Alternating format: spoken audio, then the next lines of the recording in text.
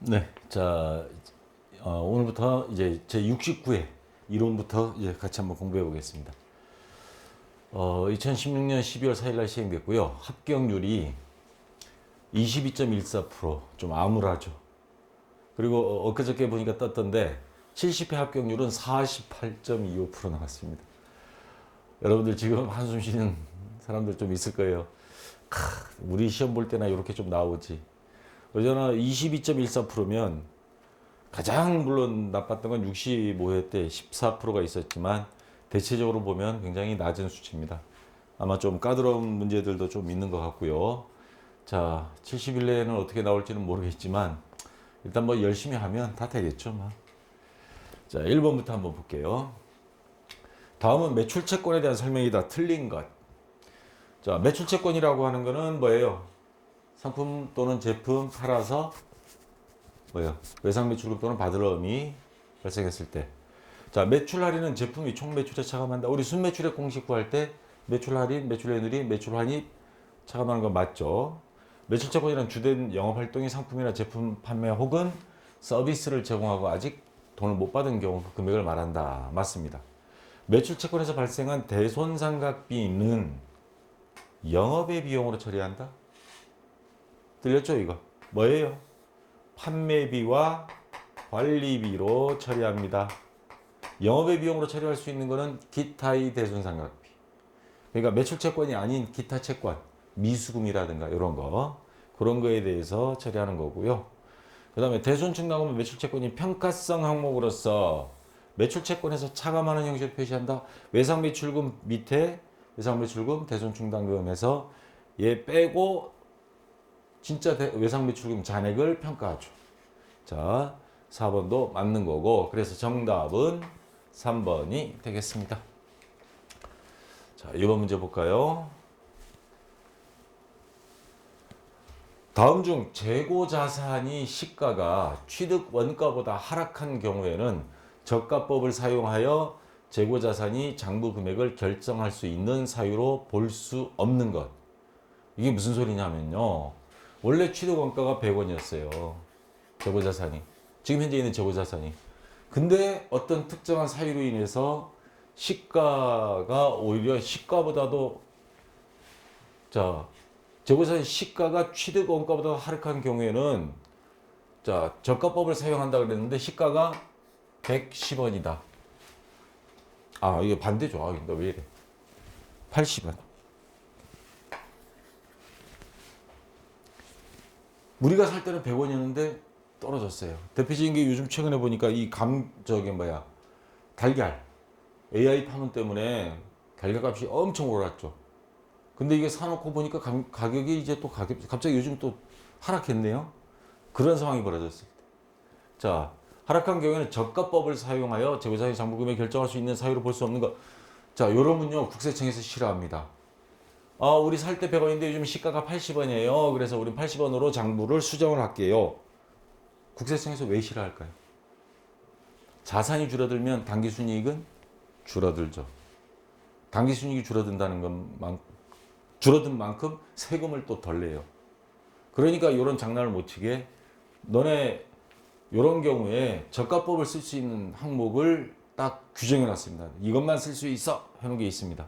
뭐냐면 자, 우리가 갖고 있는 재고 자산이 손상을 입었어요. 이거는 제 값을 못 받습니다 라고 할 때, 그 다음 완성하거나 판매하는 데 필요한 원가가 상승한 경우, 판매비 관리비가 올라와 버리는 경우, 그러면 이건 우리 취득원가 100원 주고 샀지만 살 때 비해서 지금 손해를 감수해야 됩니다라는 경우.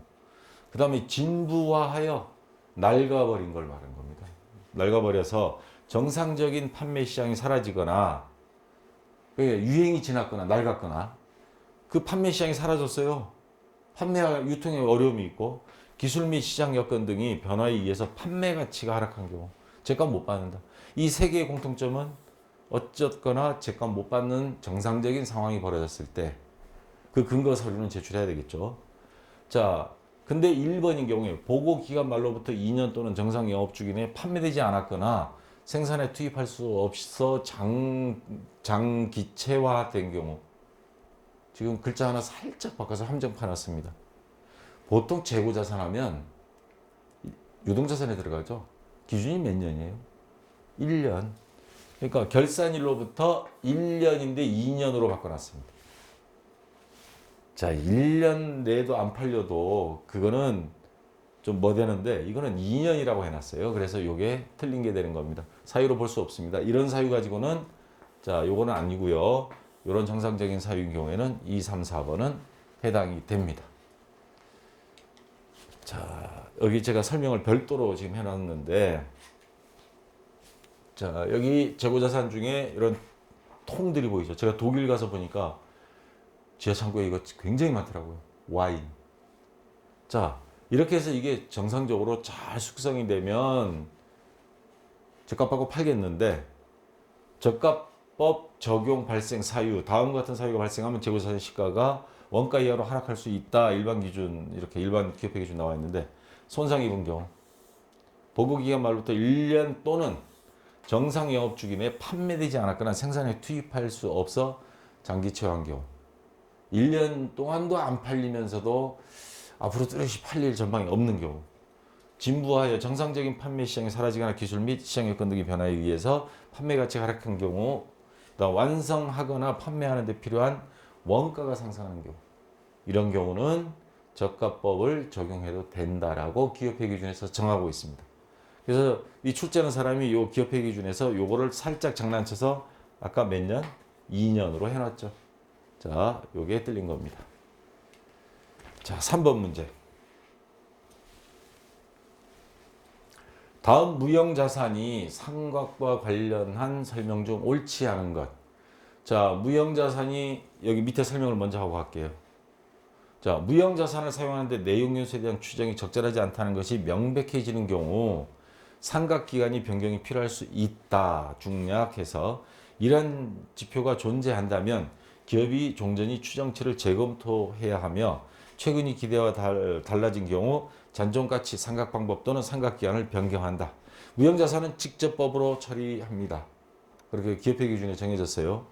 그리고 어떤 경우에 내용연수 추정이 적절하지 못했다. 대표적인 케이스가 여러분 옛날 삐삐 여러분들은 사용 안 해보셨죠? 처음엔 삐삐만 나와도 되게 신기했는데 응팔에 나오는 이 삐삐가 나온 지 몇 년 되지도 않아서 핸드폰이 나와버렸어요. 그리고 나서 삐삐 시장은 완전히 죽어버렸어요. 직원들 다 정리해고 되고. 그런 경우에 삐삐에 대한 어떤 무형자산, 산업재산권을 특허권을 갖고 있다. 그러면 이거를 빨리빨리 내용연수를 줄여가지고 세금이라도 덜 내야죠. 감가상 무형자산 상각비를 많이 하고. 자, 이런 경우에는 가능합니다. 자, 옳지 않은 걸 찾아라 그랬습니다. 무형자산의 상각 방법에는 정액법, 체감잔액법, 정률법, 연수학계법, 생산량 비례법 등이 있다. 무형자산을 사용한 동안 내용연수에 대한 추정이 적절하지 않다는 것이 명백해진다 할지라도 상각기간을 변경할 수 없다. 기업회 기준하고 반대되도록 지금 보기를 치러 놓은 겁니다. 그래서 이거는 옳지 않은 거고요. 변경할 수 있습니다. 무형자산의 잔존가치는 제로로 보고 정액법으로 보통 많이 합니다. 중소기업 기본법에 의한 중소기업의 경우 보통 중소기업인 경우 내용연수가 없는 경우가 많아요. 그러면 그 무형자산의 내용연수나 잔존가치 결정은 법인세법 규정에 따를 수 있다. 예외조항으로 들어있습니다. 그래서 2번이 일단 틀린 거고요. 자, 그 다음에 이런 거는 보너스 문제죠. 다음 중 자본조정 항목에 해당하지 않는 것. 개정과목에 대해서 물어보면 빨리 개정과목 적용 등록 들어가세요. 거기 보니까 자본조정 항목이 아닌 거. 자본조정 제가 요것만 잘랐습니다. 자기주식 여기 있어요. 감자차손 여기 있습니다. 주식선택권 자 어디 있어요. 주식 매입선택권 예 같은 말입니다. 주식 매입선택권 주식선택권 자기주식 처분이익은 자본잉여금의 기타 자본잉여금 항목입니다. 그래서 자본조정에는 안 들어가는 겁니다. 그래서 4번이 정답이 되고요. 자, 그 다음 5번 문제. 기부금을 영업의 비용이 아닌 판매비와 관리비로 회계 처리한 경우 나타나는 현상으로 틀린 거. 자, 요거 헷갈리면요. 매출액에서 뭐를 빼요? 우리 매출 원가를 빼죠. 그러면 뭐가 나와요? 매출 총이익. 여기서 판매비와 관리비, 판관비를 빼면 뭐가 나옵니까? 영업이익. 여기다가 영업의 수익은 더하고 영업의 비용은 빼고, 그러면 자, 법인세 차감 전 순이익이 나옵니다. 순이익에서 법인세를 빼면 이제 당기순이익이 되는 거죠.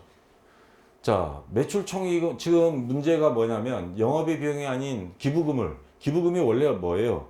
영업의 비용이죠. 여기에 들어 있어야 될 거를 이쪽으로 회계 처리해 버렸어요. 그러면 어떤 현상이 벌어지냐? 자, 요 기부금이 10원이라고 쳐요. 이거를 여기 안 넣고 여기다 넣어 버렸습니다. 판관비에. 판매비와 관리비 비용이 많아지면 영업이익은 10원만큼 줄어듭니다. 마이너스 10원 되죠.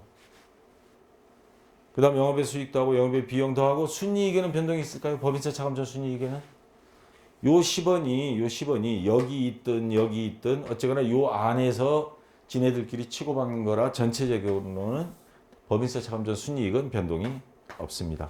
매출원가도 변동이 없죠. 이 매출 총액까지도 상관없고 판관비와 영업의 비용, 영업이 여기에만 영향을 주는 거죠. 그래서 매출 총액은 불변이다. 이건 불변이죠. 법인세 차감 전 순이익 이것도 불변. 매출원가 이것도 불변. 영업이익은 아니죠. 변동되죠. 영업이익은 오히려 10원 줄어듭니다. 그래서 자, 이렇게 기부금을 판관비로 넣었을 때 영업이익에 영향을 미친다. 2번이 정답이 되겠죠. 자, 6번 문제. 다음 제조 간접 원가. 한마디로 제조 간접비. 제조 간접비 배부에 관한 설명 중 틀린 것. 자, 고정 제조 간접 원가. 고정비를 말하는 거죠. 고정 제조 간접비. 원칙적으로 생산 설비 정상 조업대에 기초하여 제품에 배부한다. 변동 제조 원가는 생산 설비 실제 사용액 뭐 어쩌고 정상 조업도 실제 조업도 말이 나왔습니다. 자, 고정비는 자, 밑에 기업회 기준 하나를 먼저 좀 볼게요.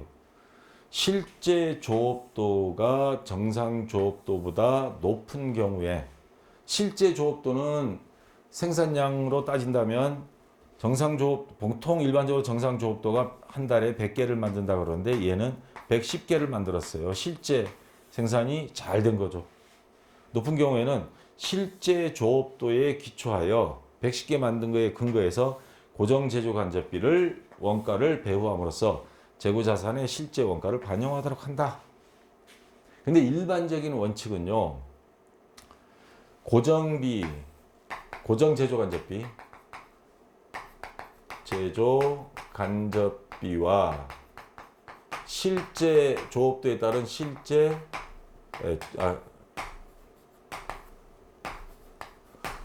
조업도 이렇게 하면 되겠다. 고정 제조 간접비,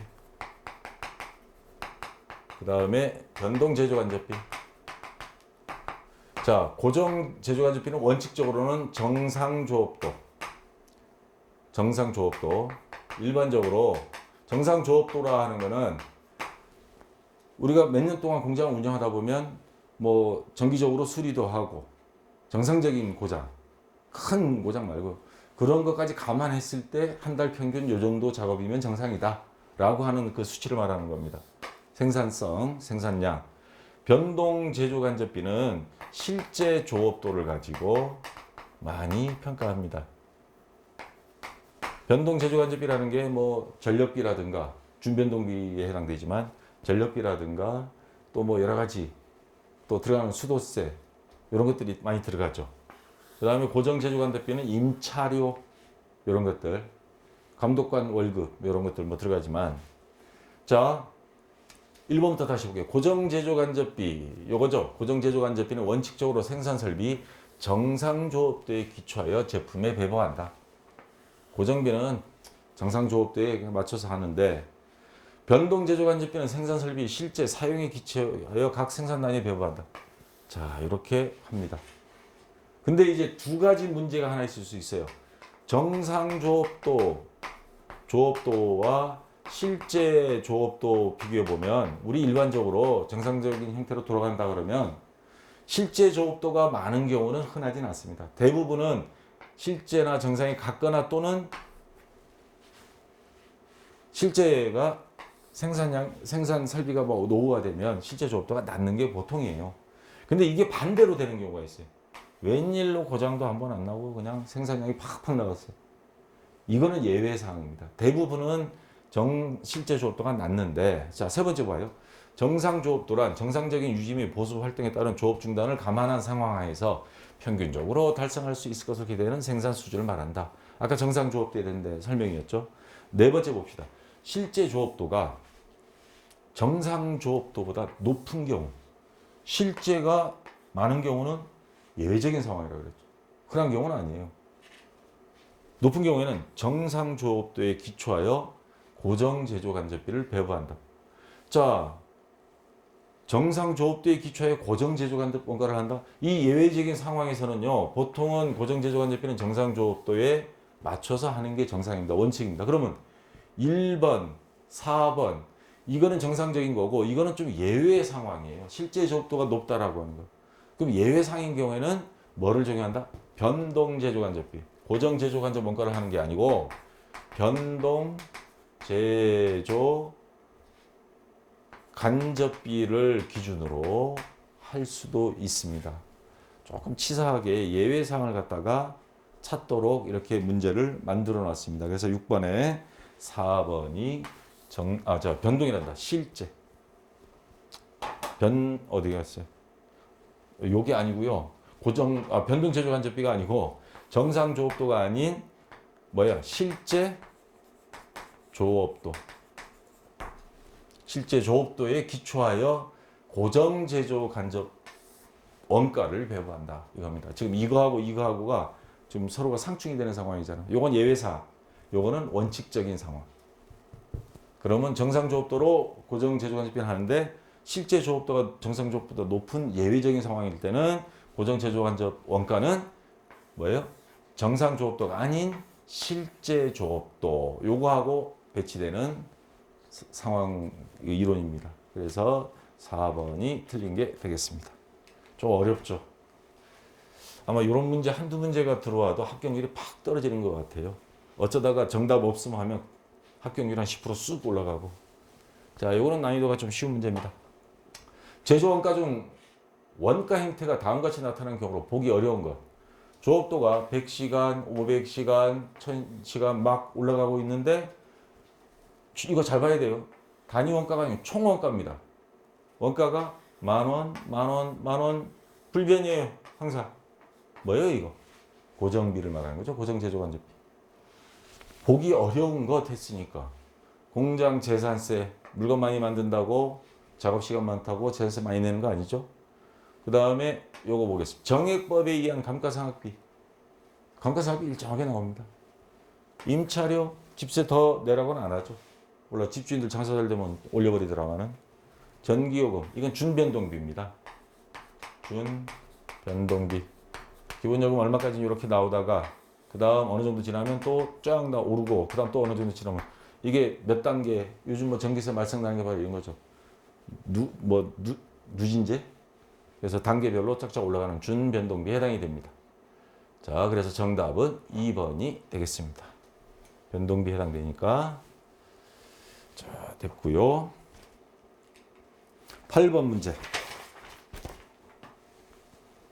자, 종종 나오는 문제죠. 개별원가 계산하고 종합원가 계산 비교하는 거. 개별원가 계산은 제품을 비반복적으로 생산하는 업종. 뭐예요? 조선업, 건설업, 요즘 대우조선 말 많지만 개별원가 계산 적용하는 업체입니다. 3번도 그래서 맞고요. 종합원가 계산은 직접비와 간접비 구분이 중요하다. 이거 종합원가 계산 잘 생각해 보세요. 종합원가 계산은 우리가 막 복잡한 공식 계산하는 거 있죠. 월말 제공품 금액 완성품으로 환산해서 월말 제공품 완성품 환산량 구하는 게 제일 중요한 겁니다. 다시 말해서 우리 월말 제공품 환산량 구할 때 월말 제공품 재료비 완성품 환산량, 그 다음 또 뭐예요? 월말 제공품 가공비 완성품 환산량. 요거 두 개 따로따로 구할 수도 있고 합쳐서 구할 수도 있고. 그러니까 서로가 투입되는 게 똑같이 진척도에 따라 투입되면 합쳐서 한꺼번에 구해도 되고 월말 제공품은 그렇지 않고 재료는 다 투입되고 가공은 나중에 순차적으로 한다 그러면 따로따로 구합니다. 종합원가 계산은 직접비, 간접비 요거는 개별 원가 계산이에요. 개별 원가 계산은 재료비 들어간 거, 노무비, 경비, 제조간접비, 직접비, 간접비, 제조간접비, 배부 이게 핵심이고요. 종합원가 계산은 월말 제품, 재료비, 가공비 구하는 게 핵심입니다. 그래서 요게 틀린 겁니다. 그래서 2번이 일단 정답이 되고요. 종합원가 계산이란 단일 종류의 제품을 연속적으로 대량 생산하는 경우, 소품종 대량 생산하는 경우 4번 맞습니다. 자, 그 다음 9번 문제. 기초 제공품은 10,000개, 완성도는 20%, 단기 완성품 수량은 19만 개, 기말 제공품은 8,000개, 완성도 40%이다. 평균법과 선입선출법이 가공비에 대한 완성품 환산량의 차이는 얼마인가? 단 재료는 공정 초에 전량 투입되었고 가공비는 공정 전반에 걸쳐 균등하게 투입됨. 자, 그러면 여기서 지금 평균법과 선입선출법 두 가지를 다 해야 돼요. 가공비에 대해서만 우리가 구하면 됩니다. 그러면 평균법은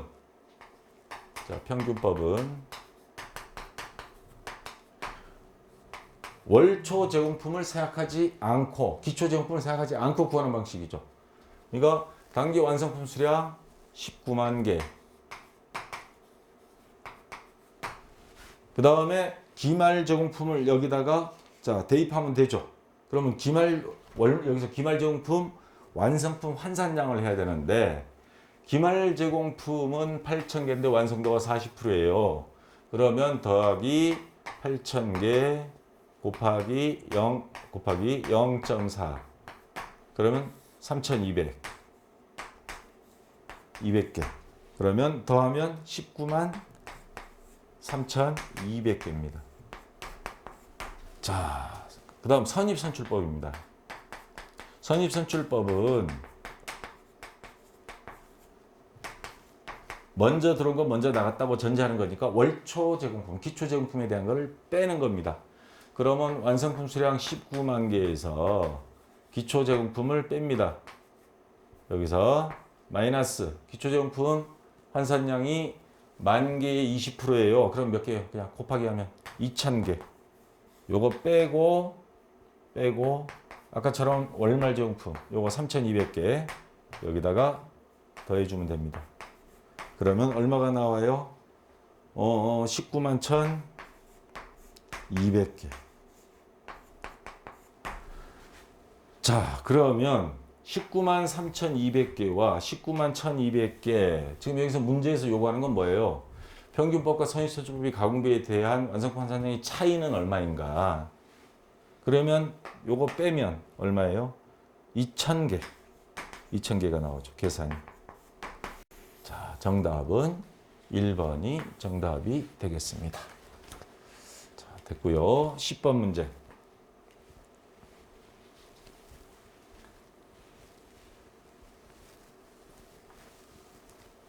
다음은 주식회사 옥타곤이 제조활동과 관련해 발생한 자료이다. 단기 중에 발생한 정상 공손 수량은 얼마인가? 단 공손품을 제외한 파손품이나 작업품으로 없는 것으로 나타난다. 자, 기초 제공품이 500개, 기말 제공품이 200개, 단기 착수량 4,000개, 완성 수량 3,500개, 비정상 공손 수량 300개 이렇게 나왔습니다. 그러면 원래 기초 500개에 플러스 단기 착수량 4,000개 그러면 최대 생산 가능한 거는 4,500개예요. 근데 200개가 아직 미완성품입니다. 그러면 빼면 나머지는 완성이 돼야죠. 5,400에서 200개 빼면 5,000 몇 개가 되는 거예요? 4,500개죠. 이거 빼면 200개 빼면 4,300개. 맞죠? 예. 4,300개가 완성이 돼야 되는데 지금 완성 수량 몇 개라고 나와 있어요? 3,500개. 3,500개만 완성이 됐습니다. 원래 이게 정상입니다. 근데 빼니까 800개가 모자라요. 이건 어디 갔을까? 800개 중에서 보니까 비정상 공손 수량 300개, 얘는 정상적으로 평상시에 발생하지 않아도 되는데 작업자의 실수나 그런 걸로 인해서 비정상적으로 300개가 못 쓰게 돼 버렸고, 이거 빼면 500개는 그러면 뭐예요? 정상 공손품. 정상적으로 이 정도는 항상 나와 하는 게 500개라는 겁니다. 그래서 정상 공손 수량은 얼마인가? 예, 4번 500개가 정답이 되겠습니다. 자, 이거는 뭐 그렇게 어렵진 않죠? 자, 이제 부가가치세로 들어가겠습니다. 다음 중 부가가치세법상 과세 거래인 것. 그러면 하나는 과세 거래고 나머지는 과세 거래에 해당하지 않는다는 말인데, 질권, 저당권, 이거 은행에서 대출받을 때 있죠. 양도 담보 목적으로 동산, 부동산 및 부동산상의 권리를 제공하는 경우, 자, 요거 은행에 판 게 아니죠. 돈 안 갚을 거에 대비해서 법적으로 이제 문제가 있으면 우리가 책임지겠다라는 하나의 판매가 아니고 근저당 설정한다 그러죠. 자, 그래서 이거 과세거래로 볼 수 없습니다. 사업자가 사업을 폐업할 때는 사업장에 잔존하는 재화. 자, 요거 과세거래에 해당합니다. 폐업해버리면 그 순간부터 이 사람은 정상적인 영업을 하는 게 아니잖아요. 그러면 이제 보통 뭐 눈물에 폐업 뭐 해가면서 막 팔죠. 헐값에 팔아버려요. 대신에 요 폐업할 때 여기에 상품이 있으면 이 상품을 매입하면서 매입세 공제를 다 받았단 말이에요. 그러면 너네 요거 판매된 걸로 해서 너가 사장님이 자기 물건을 자기한테 파는 식으로 여겨서 이거는 과세로 본다고 그랬죠. 이게 중간에 말이 많았었죠. 판매할 때 또는 사용할 때 했는데 그게 세법이 잘못됐다 해서 논란이 많아서 이제는 폐업 시기에 남아있는 재화, 요게 판매 시점으로 본다. 그리고 자기가 자기한테 과세 대상입니다. 그래서 요거 2번은 맞고요. 3번 상속세 및 증액세법, 지방세법 또는 종합부동산세법에 따라 조세를 물납하는 경우 세금 내는 거를 그것도 돈으로 낸 게 아니고 물납, 물건으로. 대표적인 케이스가 우리나라 그 가장 큰 교보그룹, 교보생명인가 교보그룹인가 증여를 하면서 고지고대로 세금 내겠다 해서 아주 투명하게 했더니 거의 50% 했어요. 자식들한테 가는 거. 50% 세금 내는데 그러면 국제생명인가? 교보생명. 국제그룹은 옛날 망했고. 교보생명이 그러면 공중분해되게 생겼어요. 그런 경우에 교보생명의 주식 50%를 국가에다가 세금으로 납부한 경우가 있습니다. 이거 세금 물리는데 이거를 또 과세 거래로 잡아버리면 그러면 또 세금 거기에 또 물려야 되는 상황이 벌어져요. 그래서 이중과세가 돼버리니까 자, 요거는 정상적인 과세 거래가 아니고요. 임치물을 수반하지 않은 창고 증권이 양도. 창고에 임치물, 물건도 없는데 창고 증권이 넘어가는 경우, 뭐 창고를 이용할 수 있는 권리인지 뭔지 모르겠는데, 자, 이런 경우에는 과세 거래로 안 봅니다. 그래서 2번이 망해가는 회사의 사장한테 물건이 판매된 걸로 봐서 과세되는 거 2번이 정답입니다. 그 다음 12번 문제.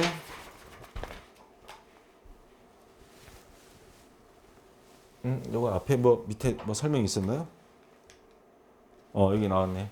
기업회 기준에 부가세법에 나와 있습니다. 사업자가 폐업할 때 자기 생산 취득 재화 중 남아있는 재화는 자기에게 공급하는 것으로 본다. 부가세법 10조 6항에 있습니다. 자, 12번 문제.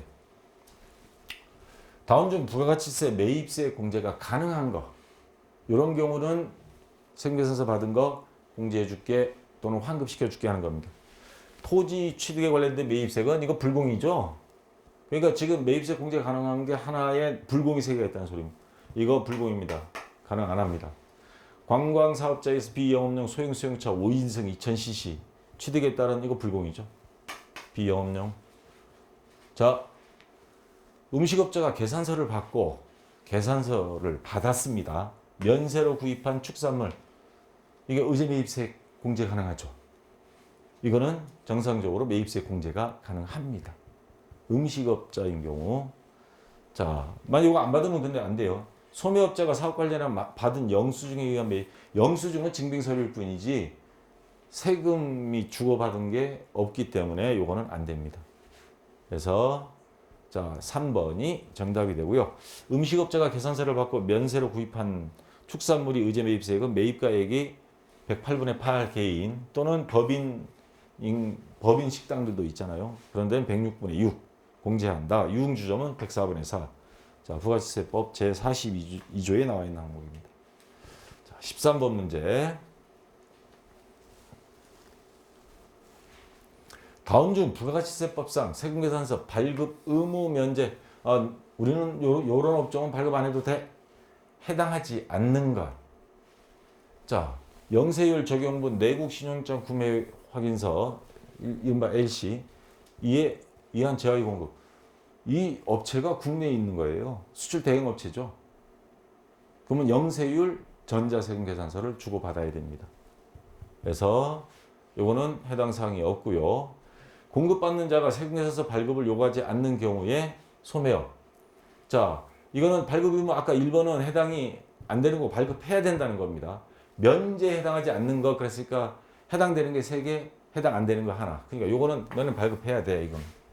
공급받는 자가 세금계산서 발급을 요구하지 않는 경우에 소매업.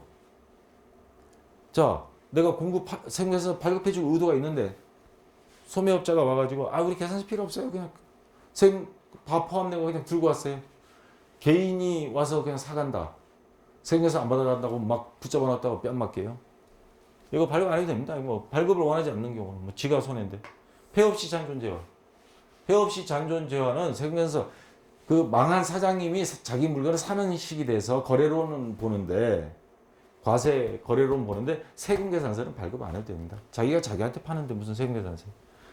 택시 운전자. 여러분 택시 타가지고 세금계산서 주세요. 한번 떼써 보세요. 파출소로 갈걸요? 노점상한테도 한번 세금계산서 요구해 보세요. 오뎅 꼬치 그걸 한대 찔릴 수 있습니다. 조심하시고요. 자, 영세율이 적용되는 경우 내국신용장 구매 확인서에 의한 경우는 영세율 세금계산서를 발행해야 하며 직수출은 세금계산서 발행이 안 해도 됩니다. 외국 사람한테 어떻게 세금계산서를 받아요? 발행도 안 되고 받지도 못하고. 자, 그래서 13번에 1번이 정답입니다. 자, 14번. 소득세법상 사업소득이 수입 시기 중 다르게 연결된 것. 사업소득이에요. 사업소득 이거를 사업소득으로 보는 시기가 맞느냐 이 말입니다. 상품, 제품 또는 그 밖의 생산품의 판매. 상품이나 제품은 생산품을 판매해서 그 사람한테 넘겨줬을 때. 상대방이 구입 이사를 우리 살게요 할 때가 아니고 상품이 넘어갈 때. 자, 여기 밑에 제가 따로 정리해 놨습니다. 무인 판매기가 이거 많이 나왔죠? 자동 판매기. 이걸 언제 판매 시점으로 본다 그랬어요? 그 안에 있는 돈을 인출할 때 수취한 날이 아니고 상품을 수취한 날? 무인 판매기에 판매할 상품을 받아온 날을 팔려야 자, 수입 시기로 본다 그랬죠. 이것도 아니고요. 인적 영향 제공. 밑에는 먼저 할게요. 상품 등의 위탁 판매. 상품 등을 수탁자에게 위탁하는 이거 제가 감귤을 예를 들었죠. 감귤 협동조합 서울에 보낼 때 이거를 사업 소득으로 보지 않는다 그랬죠. 그거를 팔았을 때 위탁자가 상품을 판매할 때 그 상품을 수탁자에게 인도한 날 아닙니다. 인적 용역 제공. 직원 월급 채용했다고 생각하시면 돼요. 용역 대가를 지급받기로 한 날. 자, 우리가 일해주고 월급쟁이로 가서 일해주는 용역 대가로 하는 경우 있어요. 하청업체들 있잖아요. 건설회사에. 건설회사에 우리가 들어가서 용역 대가를 받기로 한 날. 언제 너네 인건비는 줄게 일단. 요 날 수입 시기가 맞습니다. 사업소득. 그 하청업체인 경우. 또는 용역이 제공을 완료한 날. 아직 돈은 못 받았지만 용역 제공 우리가 가서 하청 공사 끝났어요. 둘 중에 빠른 날. 요거를 사업소득이 생긴 날로 봅니다. 자, 소득세법 시행령 제48조에 보면 사업소득이 수입 시기에서 상품, 제품 또는 그 밖의 생산품의 판매, 그 상품 등을 인도한 날, 무인 판매기에 의한 판매는 당해 사업자의 무인 판매에서 현금을 인출한 때, 상품 등의 위탁 판매는 수탁자가 그 위탁품을 판매할 때. 자, 그래서 3번이 정답이 되겠습니다. 바르게 연결된 것. 자, 마지막 15번 문제인데요. 다음은 소득세법상 결손금 공제에 관한 설명이다. 이거 조금 문제가 평상시 안 나왔던 게 나왔는데, 결손금 한마디로 말해서 적자란 걸 말하는 거예요. 손해 본 거. 근데 소득세법 하면 저 종합소득을 말하는 겁니다. 종합소득에는 종류가 뭐뭐 있어요. 자, 가장 뭐한 게 우리 5월달에 보통 종합소득 신고하는데 근로소득이 있고요. 그 다음에 뭐 연금 받고 있으면 연금소득도 있고, 그 다음 뭐 기타 소득, 일회성 소득도 있고, 은행에 넣어둔 이자 소득이 있고, 그 다음에 주식 갖고 있으면 배당 소득도 받고요. 이러한 여러 가지 소득들이 있는데, 종합소득은. 근데 결손금, 만약에 이 중에 어느 게 적자가 났어요. 그러면 그 적자 난 것 중에 다른 소득이 있을 때 다른 소득에도 영향을 미치느냐. 그것까지 퉁쳐서, 그래, 너 이거 적자 났으니까 이것도 아까 뭐 사업소득도 있고요, 여기. 사업소득도 있고. 이 사람이 사업해서 버는 소득이 있는데 근로소득, 연금소득 다 있어요. 근데 사업소득이 적자가 나면 다른 소득에서도 퉁쳐주는 그런 게 있는 경우도 있고 아닌 경우도 있습니다. 그거에 대한 문제입니다. 사업소득, 주택임대업이 아닌 부동산 임대업은 제외입니다. 그러니까 부동산 임대업을 빼고, 물론 주택임대업은 들어가고, 결손금은 다른 소득 금액과 통산하고, 제발 이 한자 용어 좀 줄여줬으면 좋겠는데, 아직도 한자 용어, 통산이 뭐냐면 통칭해서 계산한다. 퉁친다 이 말입니다. 빼준다. 다른 거라. 퉁쳐서 남은 결손금은 다음 연도로 이월시킨다. 사업소득이 적자가 마이너스 100원 났어요. 근데 다른 소득 다 퉁쳤더니 다른 소득이 70원이야. 퉁치고도 마이너스 30원이 아직 적자가 있어요. 다음 연도에 다른 소득이 있으면 빼줄게. 그것도 불쌍하니까. 자, 그 말입니다.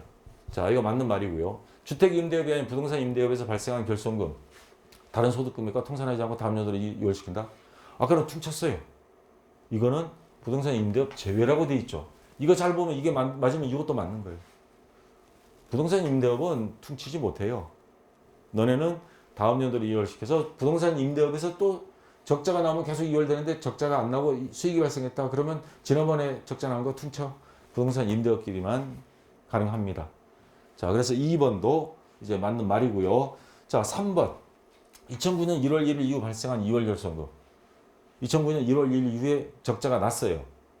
발생연도 종료일로부터 10년까지, 10년 내에 종료되는 과세기간이 소득금액 계산 시 먼저 발생한 것부터 순차적으로 공제를 해줍니다. 부동산 임대업만 아니면. 다른 소득 공제해주고, 사업소득의 결손금 공제 순서에는 다른 거 막 퉁치는 거는 특별한 제한이 없다는데, 여기 소득세법 제45조 3만 보면 뭐라고 되어 있냐면, 사업소득, 부동산 임대업 제외, 발생한 적자는 근로소득금액, 연금소득, 기타소득, 이자소득금액, 배당소득금액 순서로 공제한다. 근데 이거 순서는 외울 필요 없어요. 순서대로 하느냐 안 하느냐. 이거 순서까지 하면 이거 뭐 돌아버리게. 이거 어떻게 다 외워 이거 사람이. AI도 아니고. 자, 결손금 공제 순서는 제한이 있다 없다? 있다. 그래서 요거는 틀린 거다. 그래서 4번이 정답. 요 정도만 알아두시면 되겠습니다. 자, 됐고요. 자, 이론은 끝났습니다. 뭔가 합격률이 낮은 게 좀 애매한 문제들이 한 두세 문제 조금 보이죠. 그런 게 있어서 아마 그런 것 같고, 실무시험도 조금씩 여러분들 애먹는 게 아마 있을 거예요. 자, 잠시 쉬었다가 프로그램 설치하시고 그다음에 실무시험 들어가도록 하겠습니다. 자, 수고했습니다.